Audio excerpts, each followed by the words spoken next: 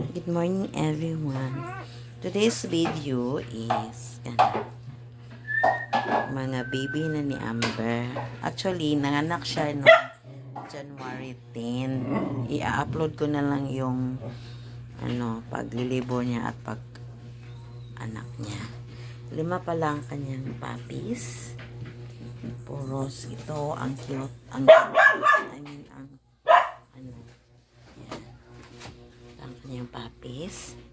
Yung Amber, malaki. Mahaba ang katawan, malaki. So, ito ang kanyang mga puppies. Ang isa, nagdidi. Ito pala yung lalaki siya. Lalaki po ito. Lalaki. Hindi ko alam ang pagkasunod-sunod kasi yung husband ko ang nagpapaanak sa kanya. Bali, tingnan ko muna yung sex niya kung ano. Babae. Babae.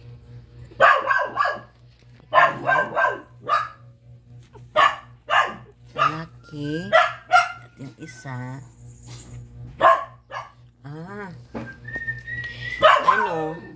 Tatlong lalaki at 2 babae. Bali, yung 2 puti, mga lalaki.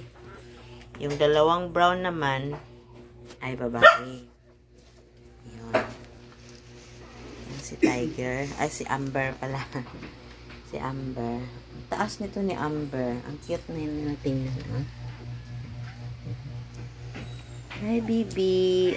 Ang cute-cute na cute. Diba?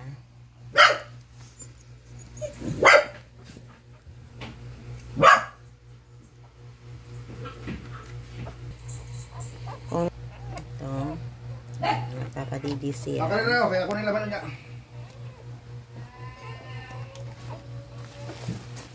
Basta adere.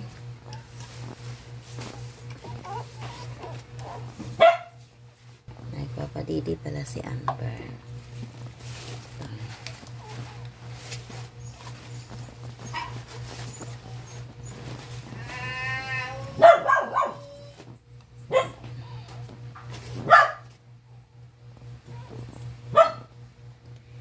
Yan ang mga baby nila. Diba? At saka yung katawan nila is pahaba. Hindi katulad ni Pixie noon na kanyang mga anak ay yung mataba at saka mataba at saka pandak. Ito, pahaba talaga yung lahat ng papi niya. Mana sa kanya, pahaba.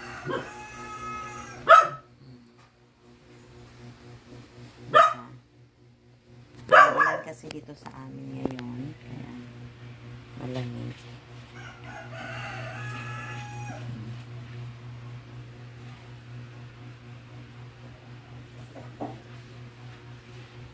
Naman ito yung mga papi ni Piktak ni Amber. Yan ang mga papi ni Amber.